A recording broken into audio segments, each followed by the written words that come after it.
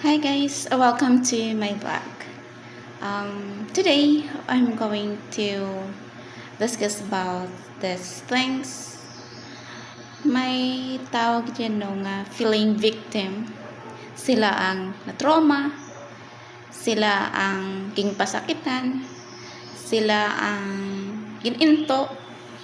Pero in fact, sila ang manginginto. Ginpalapta pa na ako ang may lalaki. Diyos ko dong. Pakita ay ta evidence. Ipakita ko silang evidence kung saan o kagidya nagtinunto sa akon with picture, with letter nga ginsan sa babae sa akon nga isog-isog pa sa. Tapos ipagwa mo, nakabugon ako, tapos sambalan mo na ako ang nang lalaki. Palapta mo sa tupad balay na sa lakotanan. Diyos ko, hipusa, ba mo.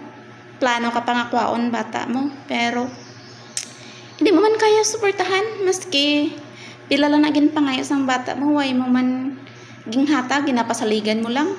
Kag isa pa, ang agot gin-chat ya ka, papili ya ka kung sino pilion mo. Di ba ano hambal mo? Si Mariluna pilion ko. Kay nga ginbayaan nyo ko. Diyos ko, ang mga bata, sila pang nabaya si mo. Hipusa, ba mo.